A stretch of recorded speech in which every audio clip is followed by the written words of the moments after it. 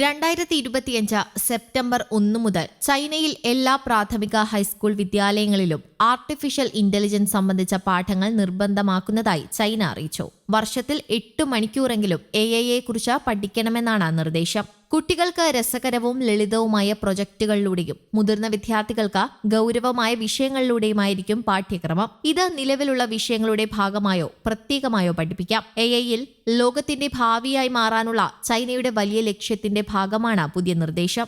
ദൈനംദിന ജീവിതത്തിൽ AI-യുടെ പ്രാധാന്യം വർദ്ധിക്കുന്നുവെന്നും അധികൃതർ പറയുന്നു. ഇതിനായി സ്കൂളുകളെ പ്രാപ്തമാക്കാൻ ദേശീയ പദ്ധതി തയ്യാറാക്കുകയാണ്. അമേരിക്ക, ഇറ്റലി തുടങ്ങിയ രാജ്യങ്ങളും സമാന നീക്കങ്ങൾ നടത്തുന്നതോടെ AI വിദ്യാഭ്യാസം ലോകമെമ്പാടും വലിയ പ്രാധാന്യമുള്ള വിഷയമായി മാറും. 2025 സെപ്റ്റംബർ 1 മുതൽ AI പഠനം നിർബന്ധമാക്കും. വർഷത്തിൽ 8 മണിക്കൂറെങ്കിലും AI പഠിച്ചിരിക്കണം. ചെറിയ കുട്ടികൾക്ക് ഗെയിമുകളിലൂടെയും ലളിത പ്രൊജക്ടുകളിലൂടെയും പഠനം. മുതിർന്ന വിദ്യാർത്ഥികൾക്ക് കോഡിംഗ്, എത്തിക്സ് തുടങ്ങിയ പാഠ്യവിഷയങ്ങൾ.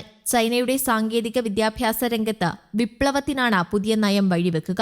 വിദ്യാർത്ഥികളെ ഭാവിയിലെ AI കേന്ദ്രീകൃത ലോകത്തിനായി തയ്യാറാക്കുക എന്നതാണ് ലക്ഷ്യം. അതേസമയം ഫേസ്ബുക്ക്, വാട്സ്ആപ്പ്, ഇൻസ്റ്റഗ്രാം, ത്രെഡ്സ് തുടങ്ങിയ സാമൂഹ്യ മാധ്യമങ്ങളുടെ മാതൃകമ്പനിയായ മെറ്റ AI മോഡലുകളുമായി ലാമ 4 പുറത്തിറക്കി. ലാമ സ്കൗട്ട്, ലാമ 4 മാവരിക്, ലാമ 4 ബെഹമോത്ത് എന്നിങ്ങനെ 3 വ്യത്യസ്ത മോഡലുകൾ അടങ്ങിയതാണ് ലാമ 4 സീരീസ്. ചൈനീസ് കമ്പനിയായ ഡീപ് സീക്കിന്റെ AI മോഡലുകളെ നേരിടാൻ വേണ്ടിയാണ് മെറ്റ ഈ പുതിയ AI series അവതരിപ്പിച്ചതെന്നാണ് report. R1, V3 എന്നിങ്ങനെ വളരെ കുറഞ്ഞ മുതൽ മുടക്കിലുള്ള AI മോഡലുകൾ ഡീപ് സീക്ക് അവതരിപ്പിച്ചിരുന്നു. AI മോഡലുകൾ വികസിപ്പിക്കുന്നതിൽ വൻ നിക്ഷേപം നടത്തിയ OpenAI, മെറ്റ, ഗൂഗിൾ എന്നിവർക്കെല്ലാം വൻ തിരിച്ചടിയായിരുന്നു ഡീപ് സീക്കിന്റെ വരവ്. മെറ്റയുടെ നിലവിലുണ്ടായിരുന്ന AI മോഡലുകളെ അപേക്ഷിച്ച് വലിയ മുന്നേറ്റം നടത്താൻ ഡീപ് സീക്കിന്റെ മോഡലുകൾക്ക് കഴിഞ്ഞിരുന്നു. ഇതോടെ കൂടുതൽ ശക്തമായ AI മോഡലുകൾ അവതരിപ്പിക്കാൻ മെറ്റ വലിയ പ്രാധാന്യത്തോടെ പ്രവർത്തിച്ചു വരികയായിരുന്നുവെന്നാണ് റിപ്പോർട്ടുകൾ. ലാമ 4 സീരീസിൽ സ്കൗട്ടും മാവരിക്കും മാത്രമാണ് മെറ്റ ഇതുവരെ പുറത്തിറക്കിയത്.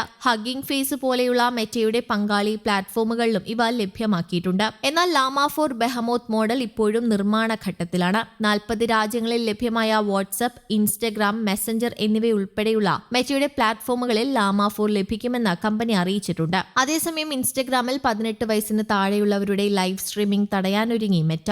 സുരക്ഷാപരമായ കാരണങ്ങൾ ചൂണ്ടിക്കാട്ടിയാണ് തീരുമാനം. ഫേസ്ബുക്ക്, മെസഞ്ചർ തുടങ്ങിയ പ്ലാറ്റ്ഫോമുകളിൽ 18 വയസ്സിന് താഴെയുള്ളവരുടെ സുരക്ഷാ സംവിധാനങ്ങൾ വ്യാപിപ്പിക്കുന്നതിന്റെ ഭാഗമായാണ് ലൈവ് സ്ട്രീമിംഗിന് നിയന്ത്രണം വരുന്നത്. മാതാപിതാക്കളുടെ അനുമതിയില്ലാതെ 16 വയസ്സിന് താഴെയുള്ളവർക്ക് ഇൻസ്റ്റഗ്രാം ലൈവ് ഫീച്ചർ ഉപയോഗിക്കാൻ സാധിക്കില്ല. നഗ്നത അടങ്ങിയ കണ്ടന്റുകൾ ബ്ലർ ചെയ്ത് കാണിക്കുന്നത് ഒഴിവാക്കാനും മാതാപിതാക്കളുടെ അനുമതി വേണ്ടിവരും. കഴിഞ്ഞ വർഷമാണ് മെറ്റ ടീൻ അക്കൗണ്ടുകൾ അവതരിപ്പിച്ചത്. ദിവസം ആപ്പ് ഉപയോഗിക്കാൻ സമയപരിധി മാതാപിതാക്കൾക്ക് നിശ്ചയിക്കാൻ സാധിക്കുന്നതടക്കമുള്ള ക്രമീകരണങ്ങളുമായാണ് ടീൻ അക്കൗണ്ടുകൾ അവതരിപ്പിച്ചത്. സന്ദേശങ്ങൾ കൈമാറുന്നത് കാണാനും ഈ ക്രമീകരണത്തിൽ കഴിയും. News desk, Kerala Kaumudi.